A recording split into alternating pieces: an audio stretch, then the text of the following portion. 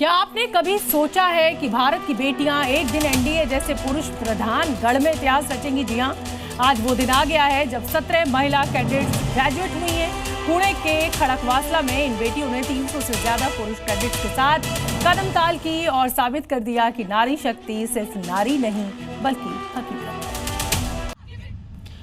है। एनडीए में बेटियों का कमाल, महिला कैडेट्स का पहला बैच पास। परेड में दिखी नारी शक्ति की झलक। 17 बेटियों ने इतिहास रचा। एनडीए में महिलाओं की भागीदारी का एक नया अध्याय जुड़ गया है। आज एनडीए के इतिहास में वो नजारा देखने को मिला जो पहले कभी नहीं देखा गया। पहली बार एनडीए में 17 महिला कैडेट के पहले बैच को ग्रेजुएट की डिग्री दी गई। पासिंग आउट परेड में नारी शक्ति की झलक देखने को मिली। इन 17 कैडेट्स की खुशी देखते ही बनती थी।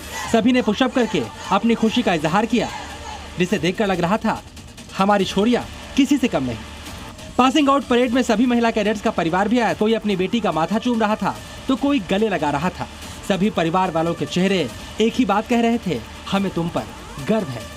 ऑपरेशन सिंदूर में महिला अधिकारियों की भागीदारी ने साफ कर दिया कि महिलाएं अब सिर्फ दर्शक नहीं बल्कि देश की सुरक्षा में सक्रिय भागीदार हैं। ये महिला कैडेट्स नौसेना और वायुसेना की सेवा में शामिल होंगी। इन कैडेट्स में एक है इशिता सांगवान, जो नॉन मिलिट्री बैकग्राउंड से आती है। 2022 में जब एनडीए में लड़कियों को एडमिशन की परमिशन मिली, इशिता ने अप्लाई किया और उनका सिलेक्शन भी हो गया।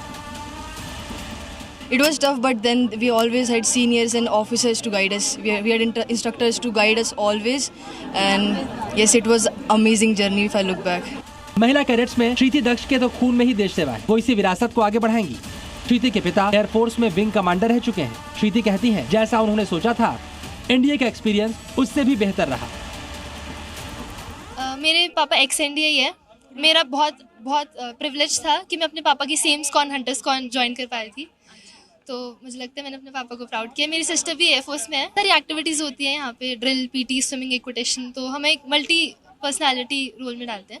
बट मेरे जो इंस्ट्रक्टर्स हैं, मेरे जो ऑफिसर्स हैं, उस्ताद हैं, उन्होंने निरंतर हेल्प किया हमारे को। सफेद वर्दी में सभी कैडेट्स को परेड करते देखकर ऐसा लग रहा है हमारे देश का भविष्य सुरक्षित हाथों में है। 148वें बैच की पासिंग आउट परेड पुणे के खड़कवासला के एनडीए परिसर में हुई। पूर्व सेना प्रमुख जनरल वीके सिंह ने परेड की सलामी ली। उन्होंने कैडेट्स को प्रेसिडेंट्स अवार्ड भी दिए। अब महिलाएं सिर्फ सैन्य प्रशिक्षण तक सीमित नहीं है, बल्कि फ्रंट लाइन पर तैनात होकर फाइटर प्लेन्स भी उड़ा रही, कमांडिंग पोस्ट पर है। एनडीए से पास होकर निकलने वाली महिला कैडेट्स आने वाली पीढ़ियों के लिए मिसाल बनेंगी। ये केवल एक परेड नहीं बल्कि नए भारत में महिलाओं की बराबरी, ताकत और नेतृत्व की कहानी है।